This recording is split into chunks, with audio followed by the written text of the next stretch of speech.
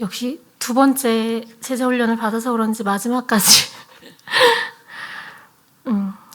제자훈련을 한 번 더 받기로 결심하고 나서 주변의 반응은 그 힘든 걸 또 받는다고요? 였습니다. 저 또한 마냥 쉽게 할 수 있다고 생각한 건 아니었습니다. 다만 훈련의 강도나 힘듦보다 변화되고자 하는 마음이 더 간절했던 것 같습니다. 그 간절함이 다른 생각들을 잊게 했던 것 같습니다.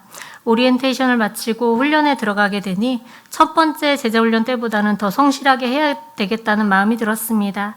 훈련 초반에는 모든 게 은혜였고 하나님과 더욱 친밀해져야겠다는 생각과 함께 깊이 묵상하며 숙제를 하려고 했고 한 주 한 주가 소중한 시간이었습니다.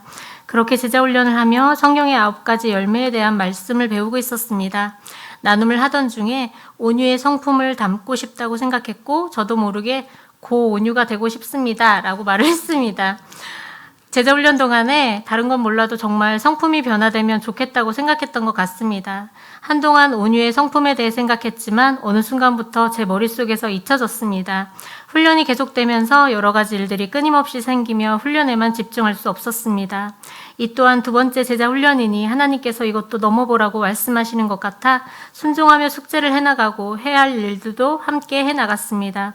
첫 번째 제자훈련 때는 숙제 중에 D형 큐티가 가장 어려웠던 숙제였는데 두 번째 제자훈련 때는 D형 큐티 시간이 하나님께서 지금 내게 깨닫게 하시기 위해 그리고 나를 위해 주시는 말씀이 뭘까를 생각하며 기대가 되는 시간이었습니다.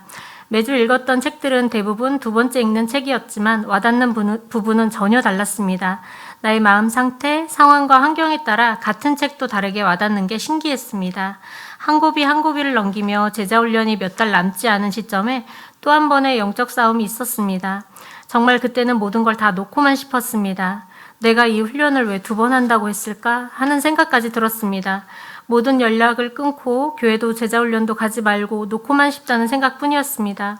그런데 그때 갑자기 초반에 제 입으로 말했던 성령의 열매인 온유라는 단어가 떠올랐습니다.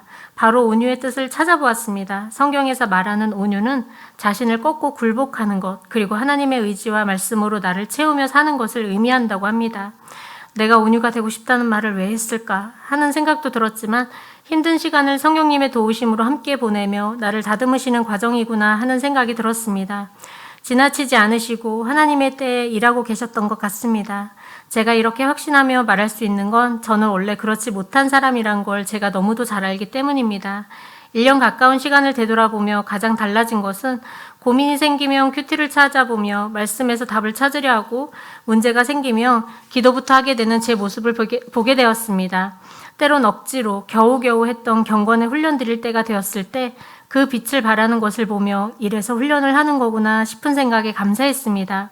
암송 말씀 암기는 두 번째 하는데도 잘 외워지지 않는 말씀이 여전히 있었습니다. 하지만 암기하게 된 말씀이 더 많아져 그 말씀을 붙들고 기도하고 있습니다. 말씀은 하나님께서 하셨으므로 하나님께서 약속의 말씀으로 지키신다고 하셨으니까요. 세상의 방법이 아닌 하나님께서 가르쳐 주신 방법으로 세상을 살아가는 부족하지만 작은 제자가 되겠습니다. 함께 훈련을 받으며 서로 위로하고 기도해 주었던 훈련생 김현옥 집사님, 정혜연 사모님, 그리고 리더로 이끌어 가시며 쉽지만은 않으셨던 목사님께도 감사드립니다. 여전히 부족하지만 예수님을 닮기 위한 한 걸음을 또 내딛겠습니다. 이 의미 있고 은혜 있는 훈련에 여러분도 함께하지 않으시겠어요? 분명히 하나님께서 예비해 놓으신 귀한 열매가 있을 거예요. 모든 영광 하나님께 올려드립니다.